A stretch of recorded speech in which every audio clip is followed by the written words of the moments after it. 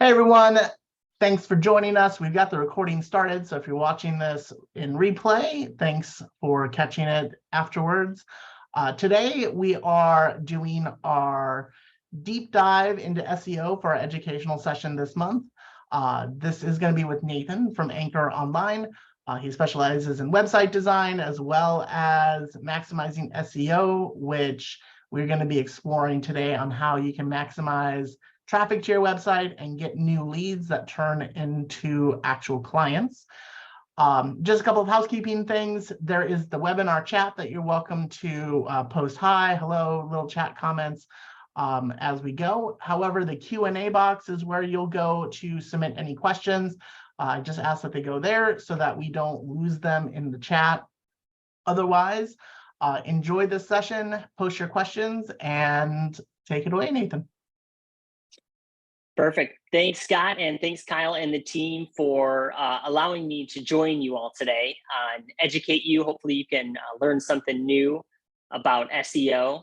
So let me go ahead and share my screen, as we're all so used to saying during these Zoom meetings. Perfect. So today we're going to take a deep dive into SEO. Again, my name is Nathan Steiner. I'm the owner of Anchor Online. We're a website design and SEO agency.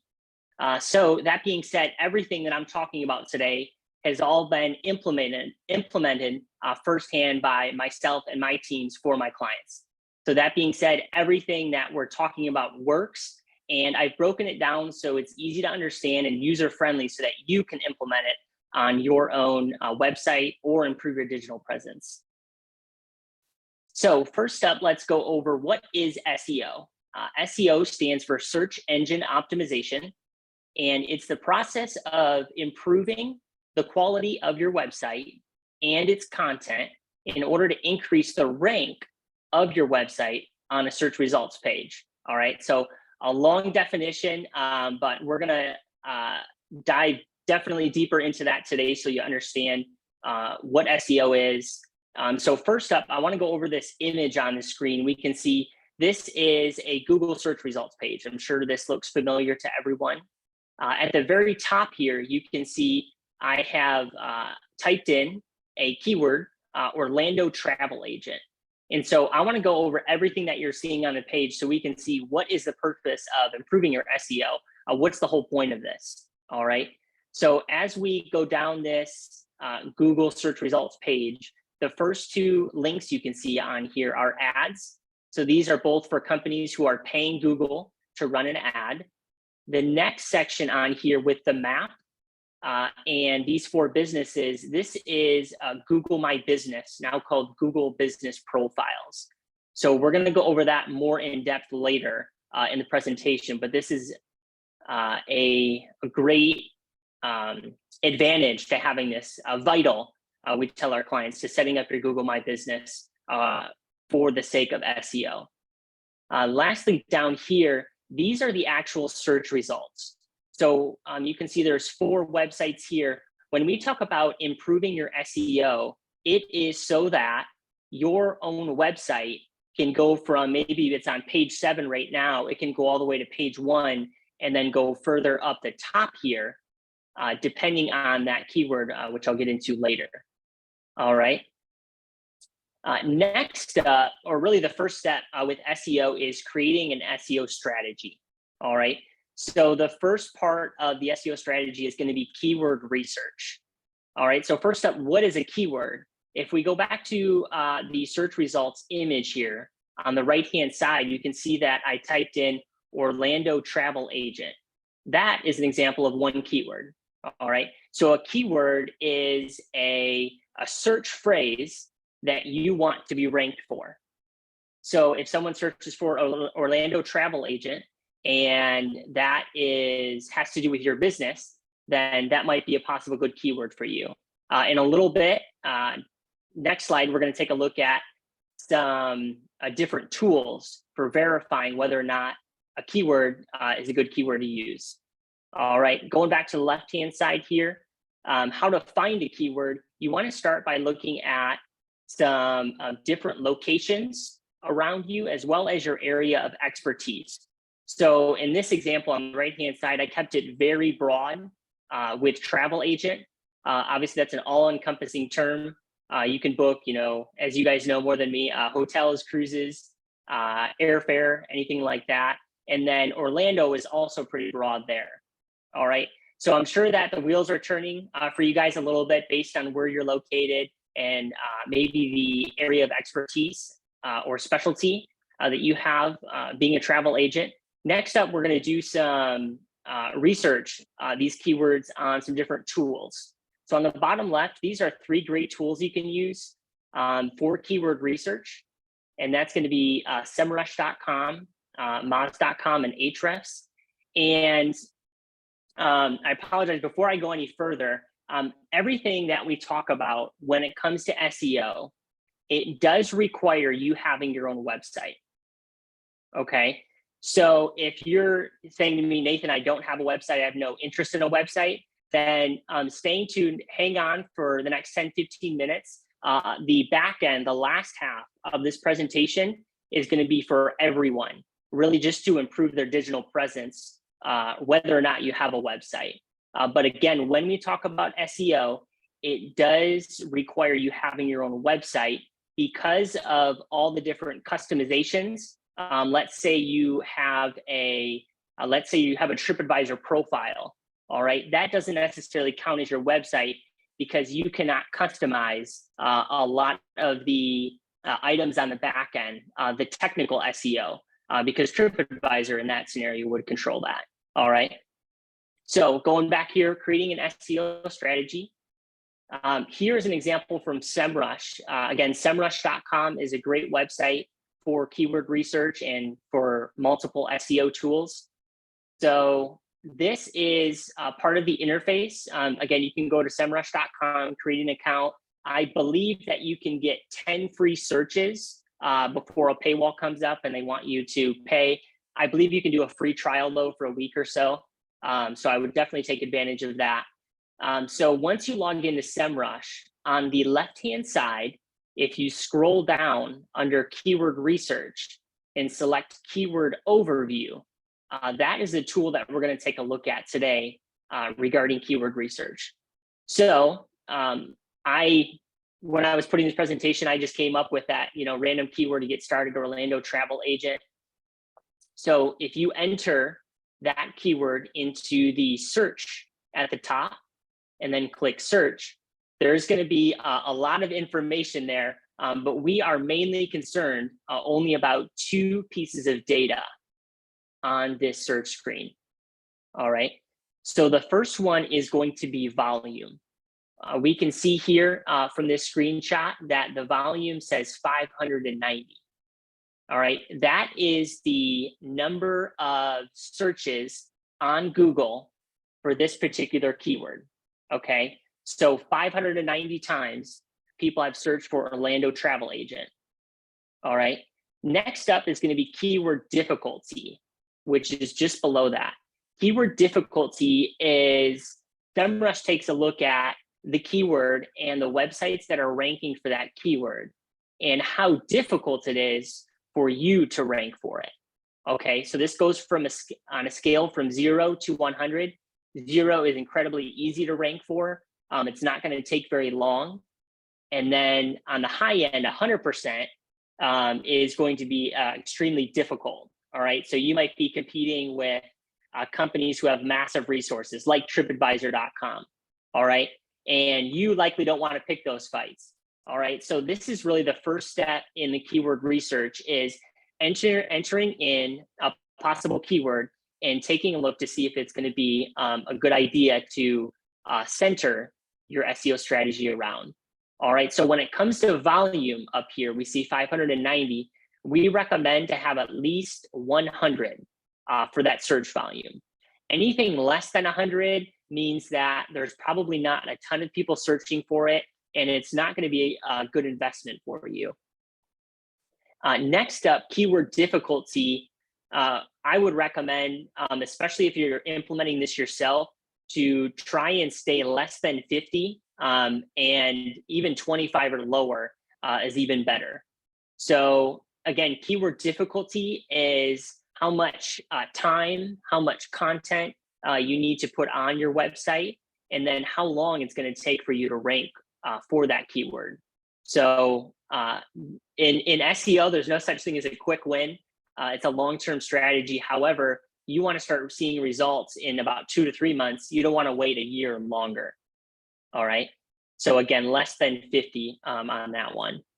On this next image on the bottom left, this is the full user interface of the SEMrush keyword overview tool.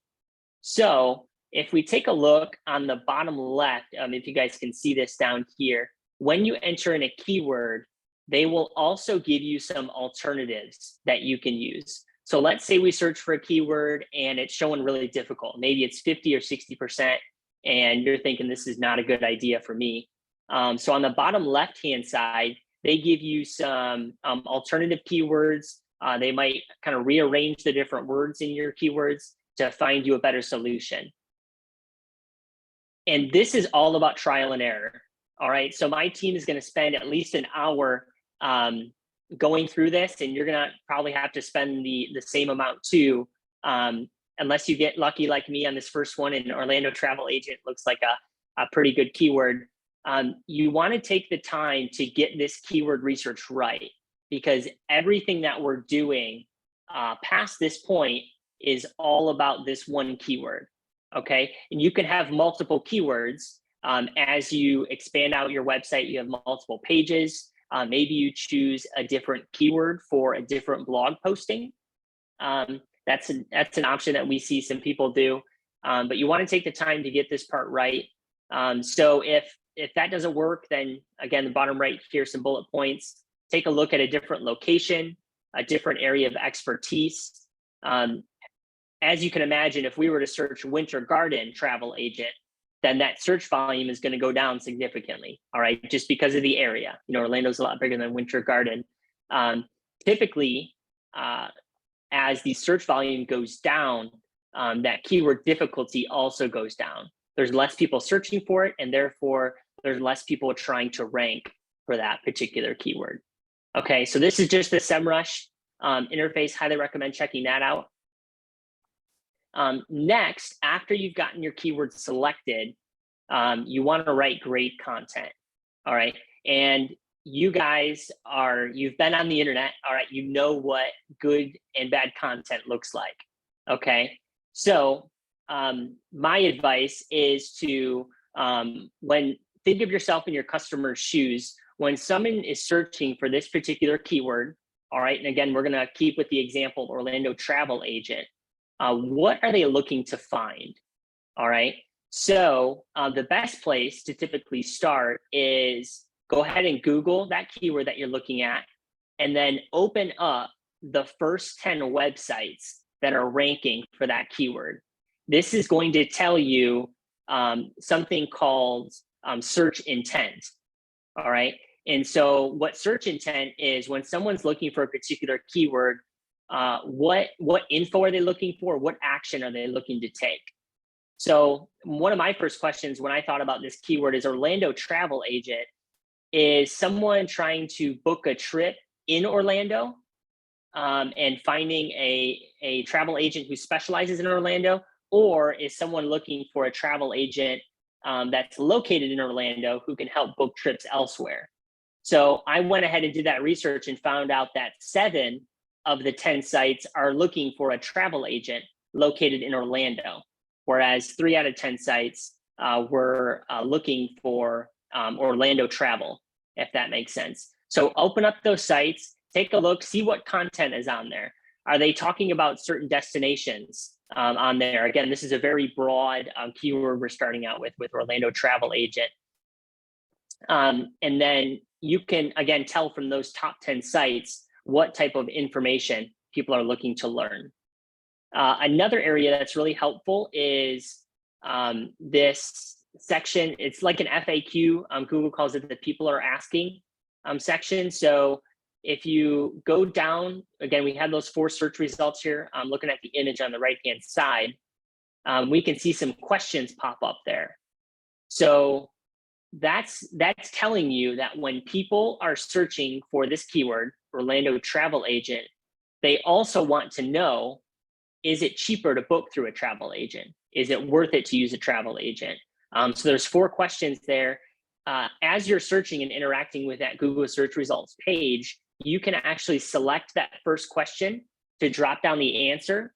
Once you do that, I think about 3 additional questions will pop up on the bottom.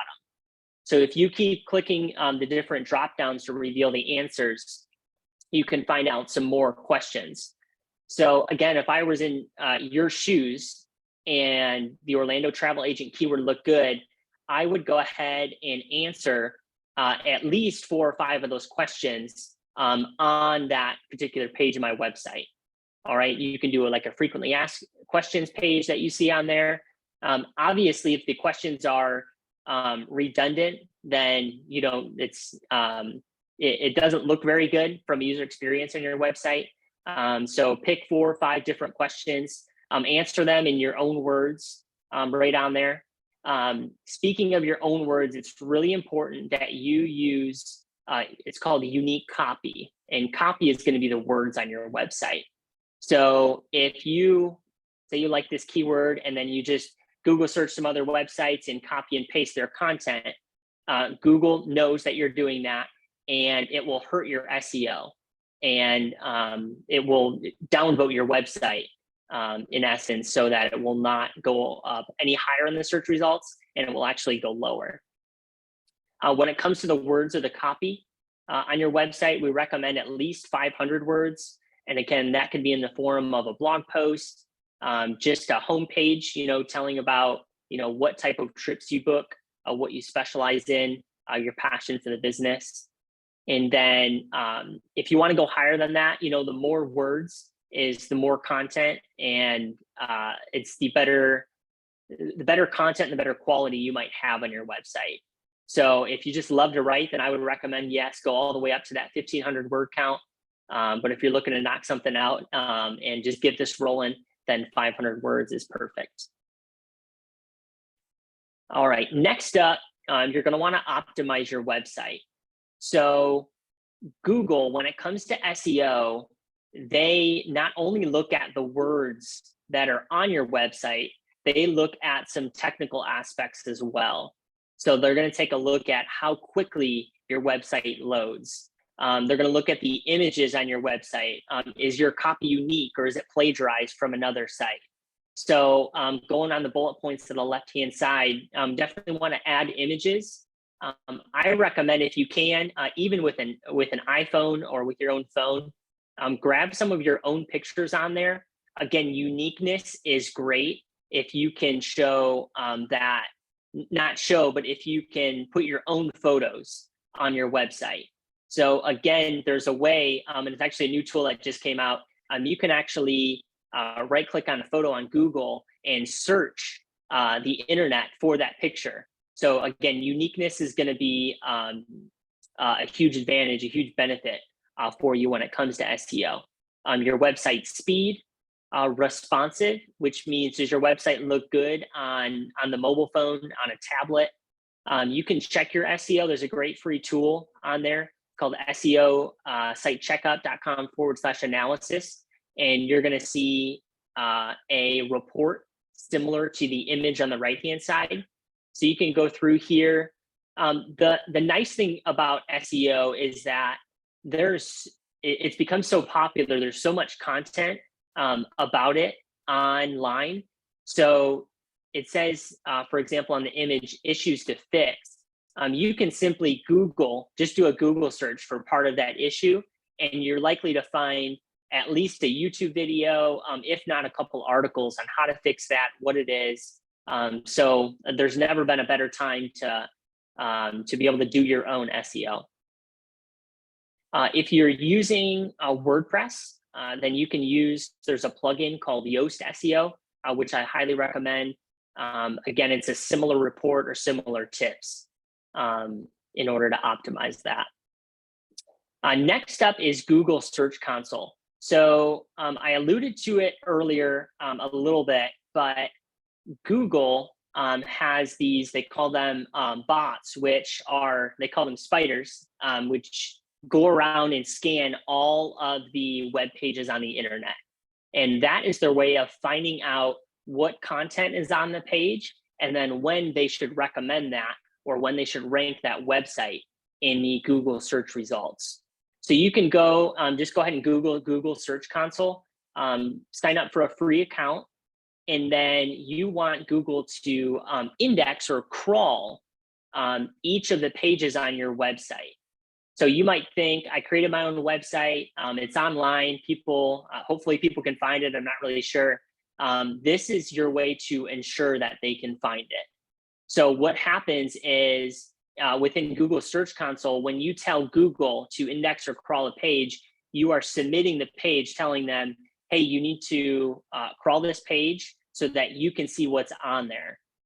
If Google never crawls it, which does sometimes happen, you never want to assume, but if Google doesn't crawl it, then you can never rank for that keyword because Google doesn't know what's on your web page. All right. Another great thing about Google Search Console is that you can receive email notifications for issues. So on the right-hand side, this is an email notification that went out. You can see it's a mobile usability, so something to do with the mobile rendering responsiveness of the website. And the top issue on here is that the text is too small to read, which is an easy fix. You know, you can go on your website editor and just make the font bigger. You typically should be able to find when or what area of the website maybe that font's too small. And then lastly, on this issue, the clickable element. So buttons are too close. So if someone goes to click on it, they might accidentally click another button. So again, this is Google telling you straight from the horse's mouth, you know, they're the ones that are going to be ranking your website. They're telling you what's wrong with it. So you can go ahead and fix that right away. And then you can tell them to re-index or re-crawl that page. All right, next up, we have monitoring website traffic. So this is another great tool where you can see where your traffic is coming from, and then how many clicks, how many impressions are on Google. I apologize, not where your traffic is coming from, because this is all about Google. So they're telling you how many people are clicking on your website link through a Google search, okay? Not Yahoo, not Bing, not Facebook, only Google. And then also how many impressions on there. So how many times they've displayed or your page has been available for clicking. All right, you can see click-through rank. So a lot of good information to really confirm, especially in the month after you implement your own SEO, really what's working. All right, so SEO beyond your website. If you don't have a website, then please tune back in. This is great information for everyone, regardless of whether you have a website.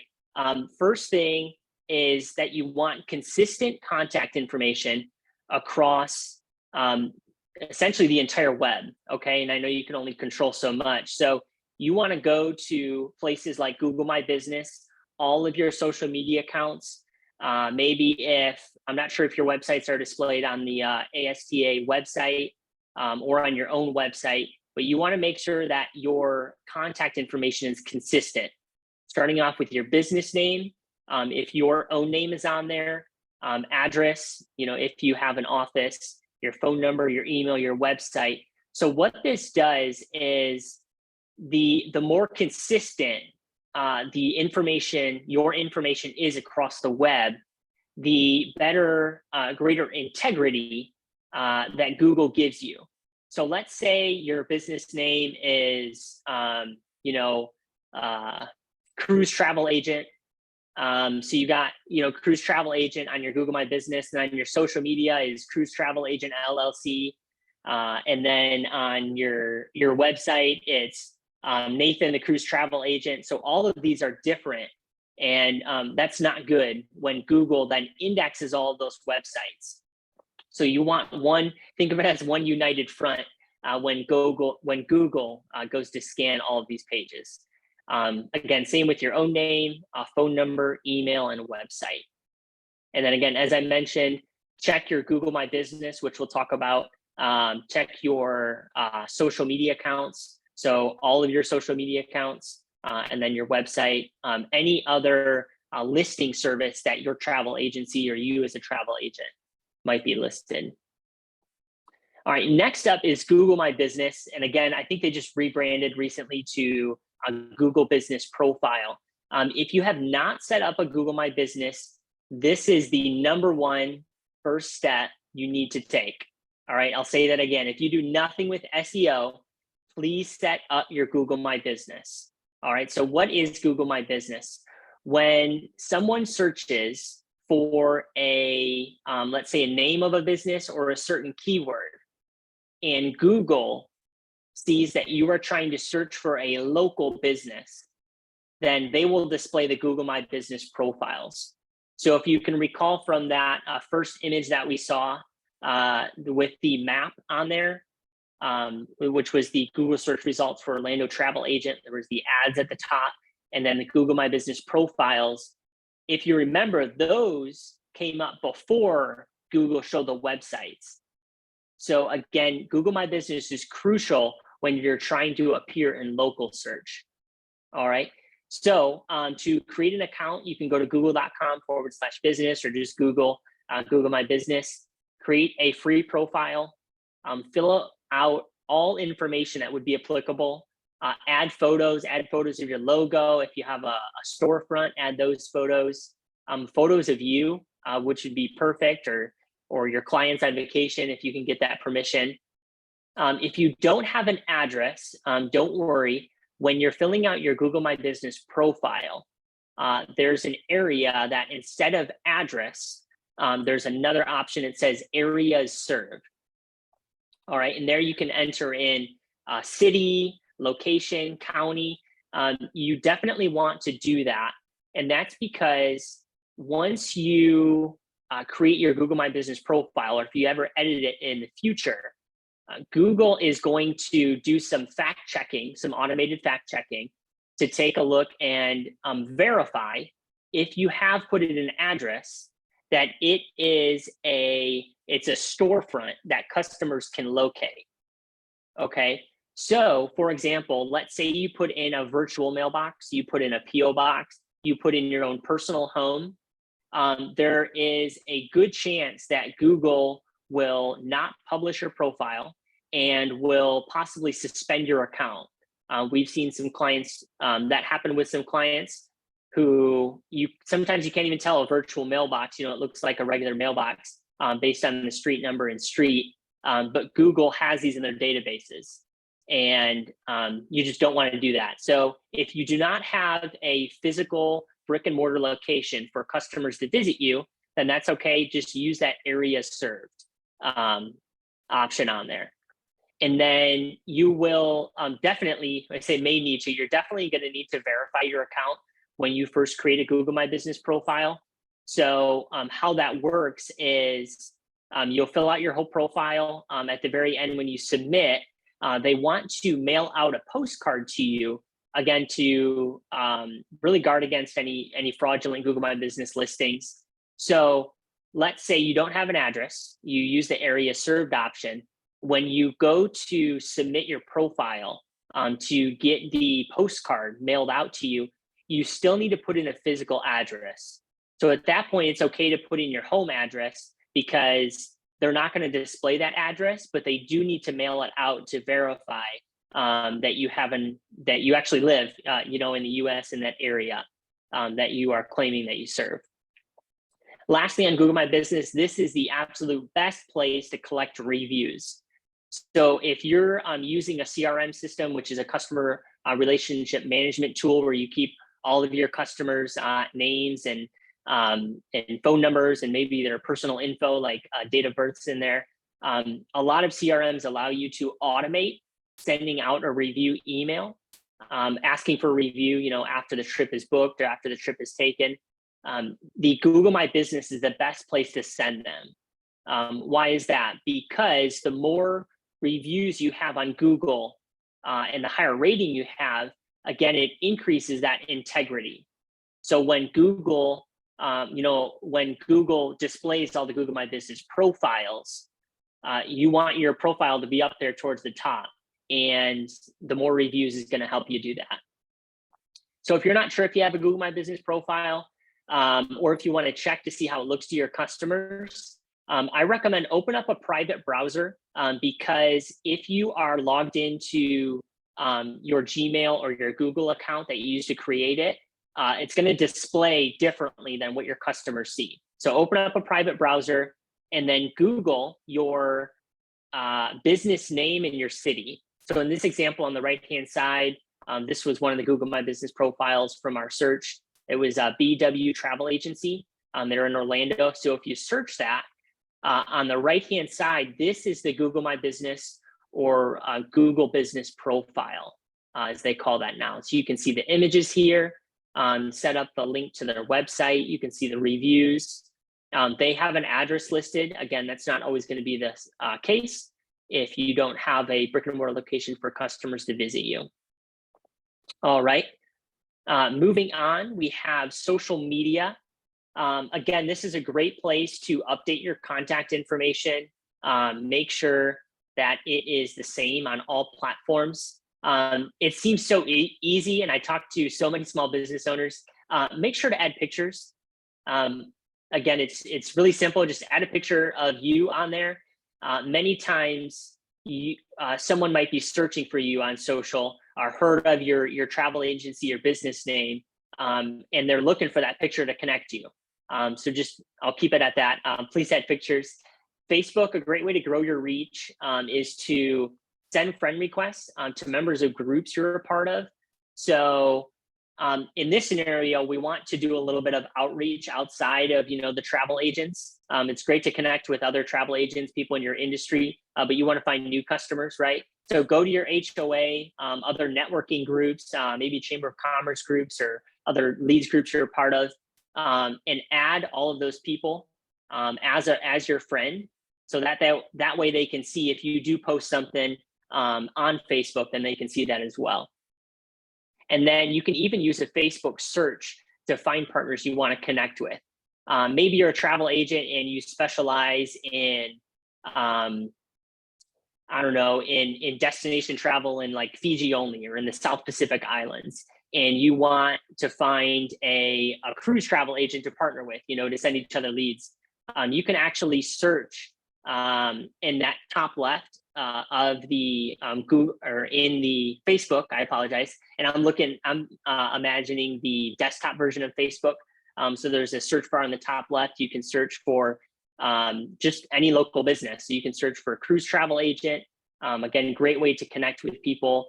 And then obviously add them as a friend. Lastly, there's a way for you to ask all of your friends on your personal page to go ahead and like your business page.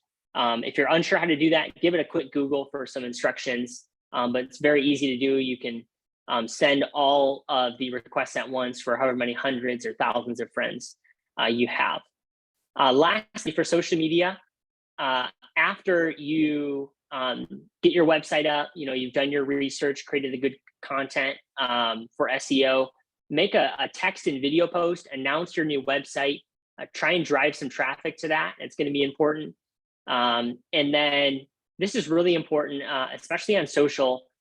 Sharing is the best way to increase your reach. So what I would do is, if I were in your shoes, I would go ahead and create this post, and then I would text or call my 5 or 10, closest friends, ask them to go on and actually share the post. Okay. People want to help you as a small business owner, and it's a really easy thing for them to do. But be intentional. Again, text them, call them, ask them to share the post for you. All right, next up, when it comes to SEO, this is the last step, and this is an ongoing, almost never-ending step, and it's called building backlinks. All right, so again, in the first part of the presentation, we talked about SEO, creating strategy, content, and then we got a little bit away from the SEO somewhat, looking at your other digital presence. Now we're going back to it with building backlinks. So what is a backlink? Backlink is when another website links to your website. Okay, so a great example is if you guys are a member of an organization. Again, I'm not sure if ASTA allows a profile for you guys to go and create and display your website. But another example is like a Chamber of Commerce website. So let's say you're a part of your local Chamber of Commerce. You can go on the actual Chamber website, find your business, and then find your link. Okay, when I say your link, it's like your domain. Like our website is getanchoronline.com. So a backlink for me is anytime another website displays my website name with a link over to it. All right, so backlinks, why are they good? Because it builds credibility. All right, so the more backlinks you have for quality websites, it's going to improve your SEO. And so with building backlinks, again, this is an ongoing process. It's something that you want to dedicate maybe an hour at least to each week. It's not something you just want to do all at once, kind of like your strategy and content. You can't just build it out and call it done. All right, your backlinks is going to be ongoing. So how to build backlinks? Simply find another website or create a free profile on a listing website, if necessary, to display your full contact info, like we talked earlier. Make sure that's all the same. And then it also includes your website name in there, and that's one backlink. So for you guys, that could be on social media, obviously, for any small business, Google My Business. And then for you as a travel agent specifically, on Yelp, on TripAdvisor, any other travel listing sites where you can go on as a travel agent and create a profile and put your information, specifically your website. If you find a listing website, like for example TripAdvisor, but you can't put your website name on there, where it links over, then to me it's not worth the time to fill that out. So the whole point is to build backlinks to your website.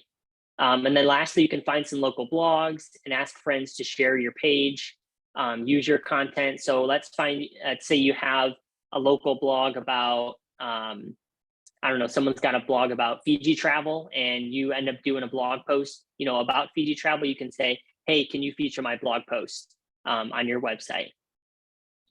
And then going back to a few of the resources I told you about in the beginning, SEMrush, Moz, and Ahrefs are all great resources to find those backlinks. So lastly, just to wrap things up today, some tips for SEO. Get started right away. Starting is the hardest part to any marketing campaign. Do that keyword research, write your content, add it to the website. I recommend to do this all in one sitting if you can, if not break it up within a few days. You don't want to prolong this any more than you need to. Do it now while you're excited about it, while you have some ideas to implement it. Over time, make minor improvements. One thing about SEO, when we talk about Google crawling your page, you don't want major changes because that will affect your SEO. Okay. So let's say you start off and we're going to do the Orlando travel agent keyword. You write up 500 or 1,000 words about this, use those frequently asked questions. If you go into your website and then you change up half of your content, Google's going to pick up on that. And it could potentially hurt you because SEO is a long-term strategy. You want, again, to make minor tweaks, minor improvements over time. If you want to add, another frequently asked question or write another 100 pages about, or 100 words about the keyword, then you can do that. If not, you can create another page on your website and utilize a different keyword there. And then last tip is be patient. This is really a long-term strategy. I would not expect you to see any results. I would say for at least 3 months, depending on the keyword difficulty that you are looking at. Again, it's going to take some time for you to rank. However, once you're there, it's amazing. And I was talking to Scott before this, as he was able to implement his own SEO strategy. And these are things that he wrote about, some blog posts. I think it was 2 years ago, and he's still seeing search traffic because of it. So try different things, do that blog, try some different keywords throughout different pages on your website, but you got to be patient, leave it, don't make major changes. unless it's been on there for 2 years and you want to, completely start over. So that is all that I have for you guys today. I think Scott's going to take it back over and see what questions you guys have. Yes, thank you. Thank you so much, Nathan. This is very, very informative, and I'm sure everyone is still reeling with everything that you covered. As you all are thinking, feel free to open up that chat Q&A window and send over any questions that you have.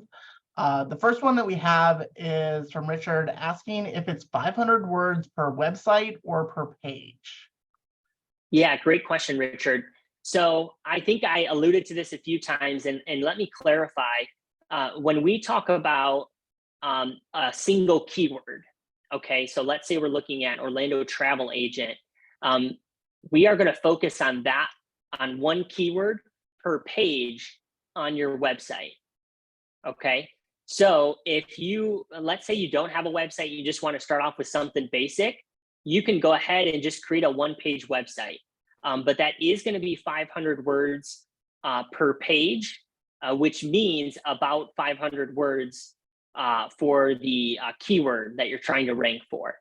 So let's say you want to try 3 different keywords, then your website needs at least 3 different pages, and each of those pages would have 500 words. Yeah, and just kind of add from personal experience. Nathan was telling my Jamaica story. I wrote about gay travel in Jamaica a couple years ago, and it still ranks every month as some of the best SEO that I have. But every search goes to a different page on my website because I've written about it a few different times. So depending on how the person searches, it depends on where they're going to land on my website. So having different keywords that you're chasing down is very, very ideal because it's going to maximize the potential, because you're really just casting out a net and seeing who can fall into it for you. I guess that's a really bad analogy, but it works. So a question that I can't thought of, like, so when you're thinking about keywords, how long should the keyword be?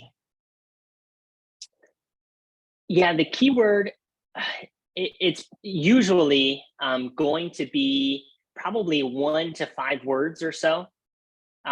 So think of yourself, put yourself in your customer's shoes. Are you going to search for Jamaica all-inclusive resort on the beach, like all these things? You're probably not, So the best way to really catch to see if your keyword is too long is to use one of these keyword resources to verify. So if you end up putting in, a 10-word string, almost a full sentence as a keyword, and people are searching for it, then I say go for it. That can be your keyword there. But most often than not, it's going to be short and sweet. Yeah, you want to think about how you search in Google. Like, we're rarely sitting there typing out a novel into Google. We're letting it predictively text what we're trying to say anyway. Yeah. So like when you're talking about Google reviews, is it better to list them out on the website? And like, how would you do that? Yes, so there is a few tools that you can use depending on the platform you use to build your website.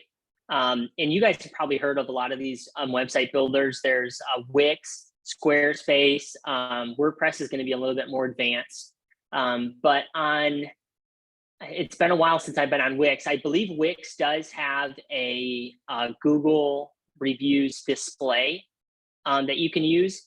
If not, I personally use a website called Elf Site. So ELFSIGHT, weird name, tech companies though. So you can go on there. I believe you should be able to create a free account, and they walk you through how to set up. It's called like a widget, which is, think of it like a section on your website that displays reviews, but it's really user-friendly on there. You can go on there, create an account, and then just copy and paste the code. Again, they show you how. There's no real coding in there, just a simple copy paste for you to go in and share that display it right on your website. The cool thing about Elfsight and a lot of these other technologies is that they allow you to filter out reviews. So let's say you got that one pain in the butt customer who you just couldn't please, left you a 1-star review. You can actually filter and say, I only want 5-star reviews displayed on my website. You can't filter them on Google. You can fight or try and have Google take it down if it's illegitimate. But on your website, at least, highly recommend it. It really builds a lot of trust. It's that social proof, of, hey, other people have used Scott for travel agent. So I know that you're just building trust. You can see that on other websites that you visit. So I would recommend check out that one, elfsight.com. Awesome. Thanks. Mm-hmm. I have a few other questions that I wrote down, but I don't want to monopolize. So if anyone has questions that you're thinking of or you want to ask, feel free to send them in to the Q&A. Once again, you don't have to necessarily type them all the way out. Like, I'm happy to interpret what you're trying to say. And Scott, let me add as well. I know I really cruised through that, and I haven't done this in a format where I couldn't respond to questions right away. So if something that I said did not make sense, please let me know. SEO is a really, can be a complicated topic, and I just cruised through it. Yeah, I don't want to, I kind of, again, oversimplified the SEO. So if you have any questions, don't feel silly. Let me know, and I'm happy to clarify. It could have been my wording. So yeah, awesome. So going to the Facebook stuff, is it better for somebody who's might just be starting out or that doesn't have a significant web presence? Is it better for them to use their personal page for business, or should they create a business page on Facebook? Yeah, great question. And I've seen this a couple different ways. I would say, I really want to just say there's 2 ways to go about it and then tell you, but I'll go ahead and pick one for you.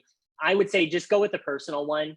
What I would do is have your name on there. So for me, that would be like Nathan Steiner and then hyphen, and I would put travel agent. So you see a lot of realtors do this.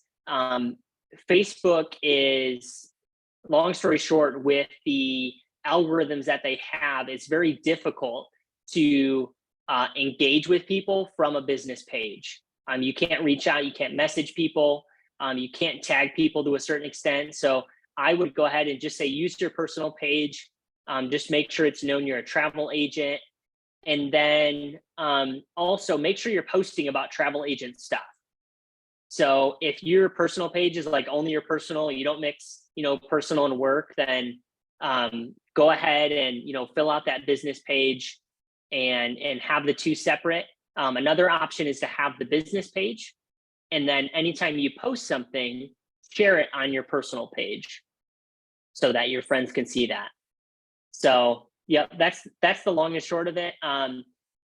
Facebook's algorithms, when you make a post on your business page, it's only going to 5% on average of your followers.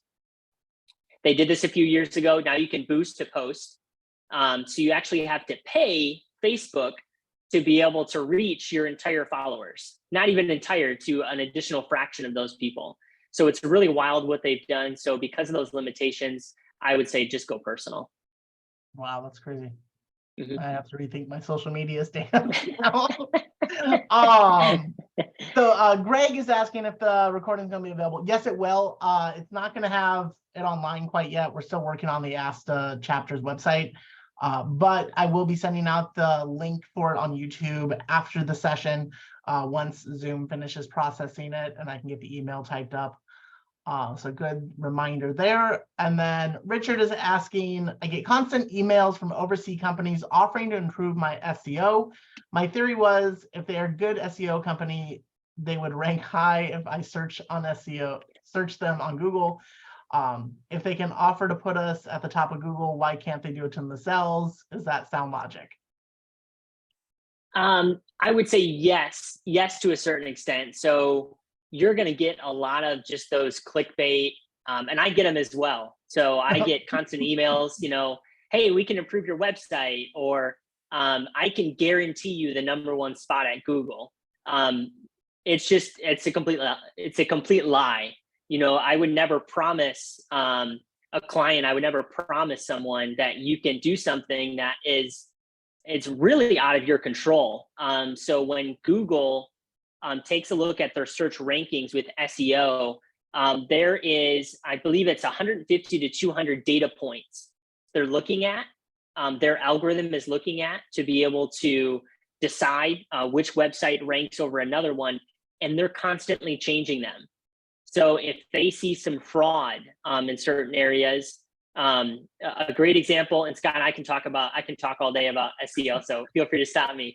A great example, I'm sure you guys have been seeing what's happening or heard of what's happening with some AI software like Chat. I think it's Chat GPT. Yeah. If I'm getting that correctly. So what people are thinking is you can literally have AI write out a 1,000-word blog article for you, and you can have them do it and they'll do it in seconds for you. It's wild. So this is a great example of how technology is changing. However, what Google is doing when it comes to your search rank is they are finding similarities with this AI produced content, where if they pick up that this article or some content on your website was produced by AI, then they will downvote your website, so that will actually hurt you. So it's really wild, but because of that, because technology is changing, so is their algorithms. They're constantly changing. Yeah, it's always a cat and mouse game. It's just like the Facebook algorithms. Like as soon as you get used to it, they change it. So yeah, we're always trying to learn it again. So the last question that I had, unless anybody else has something in the last few minutes, does linking to another website cancel out a backlink? So like no. So like for the fill in the gaps, because that was probably a poorly worded question. Concept is like I have my ASTA profile, ASTA links to my website, and then I link back to ASTA. There's that one-to-one link, and so it just worried about if linking back would cancel out that backlink, so it would no longer show up on searches. No, again, from our experience, no. I would say if anything, it adds some potential integrity. Again, backlinks are really different depending on the context. Is it a blog comment where you're just like spamming a blog site, with your with a backlink, or is ASTA writing an article, about rainbow getaways, things like that. So the context has a lot to do with it, but no, if you were to link back, it doesn't cancel it out. Awesome, that's great to know. Well, I don't see any other questions, so I'll be mindful of the time since we're approaching the top of the hour. Thank you very much again for doing this. For everyone watching live or watching the recording, I will be posting Nathan's contact information as well as his website. So if you're interested in working with Anchor to help maximize your own SEO or build out a website if you don't already have one or need to fix it, feel free to reach out to him. But otherwise, thanks again, and I look forward to your feedback from the survey, and see you all next time for bookkeeping next month. Excellent. Thank you, everyone. Thanks, Scott. Bye. Thanks, Nathan.